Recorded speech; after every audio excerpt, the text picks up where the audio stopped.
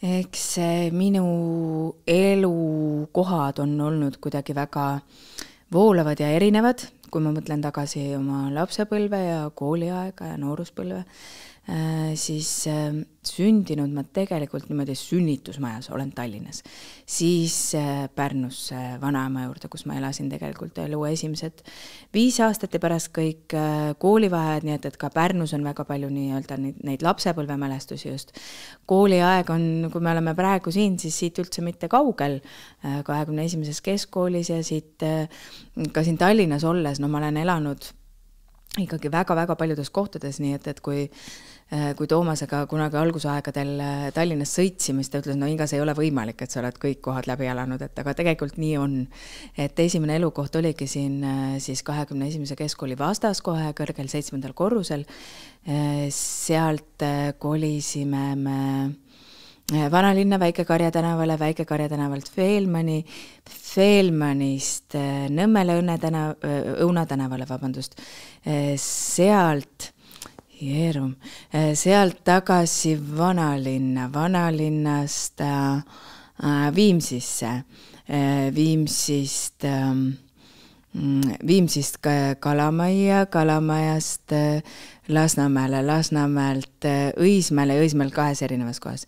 Ja siis sealt veel siis Rannamõisa sinna Tabasalu taha, eks ju. Et neid kohti on olnud kuidagi nagu hästi-hästi palju. Ja risti igatepidi, jah.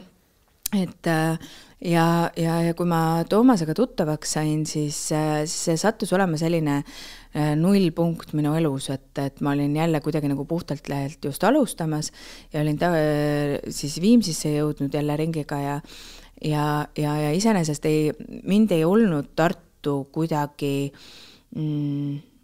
tõmmanud üldse või need minu käigud Tartusse olid pigem tekitanud sellist kummastust ja arusaamatust ja minu jaoks oli ta kuidagi selline veider linn ja mulle päriselt tundus, et inimesed on sunnitud seal elama, et ju neil ei ole mingit paremat kohta, kus olla, et vaesekesed. Ja juhtus nii, et no, ma olin seal Toomasel küll siis niimoodi külas käinud, aga mul oli selge arusaamine, et kui ta tahab, et siis koliku minu juurde või et siis elame kuskil siin pealinna lähedal. Et siin olid need rajad ja teed mulle juba tuttavad. Aga juhtus nii, et ma otsisin lapsele lasteaia kohta ja sattus selline hetk, et no tõesti, no mitte kusagile seda ei saanud, just kui mingi tohutu buum, pisikeste laste buum ja ma olin mures, sest et sa ei saa teha ühtegi oma erialast tööd ka, et no kuidas sa lähed teatrisse proovi, kuhu sa lapse eest paned või siis kannad kaasas, et vahel kandsingi.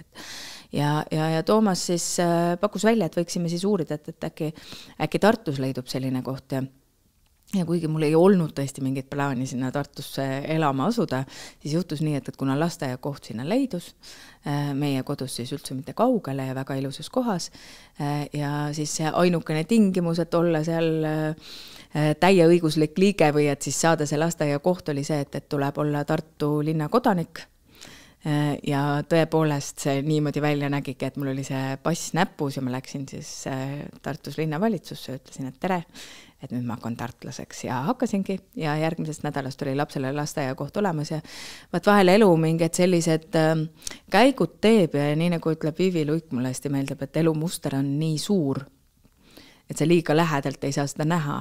Ja kui ma praegu vaatan tagasi, ma saan väga täpselt aru, et miks kõik see pidi niimoodi minema ja miks ma pidingi sinna Karlovasse sattuma.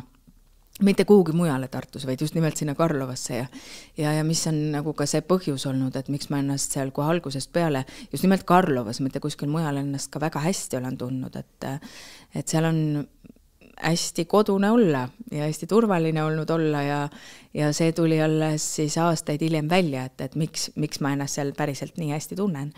Et aga niimoodi mõnes mõttes romantiliselt ja mõnes mõttes hästi praktiliselt see tee sinna Tartusse viis.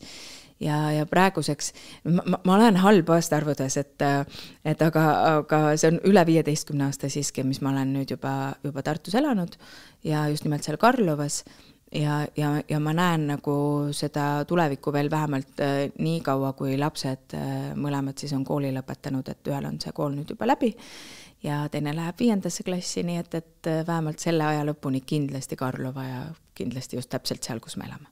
Eesti Esu.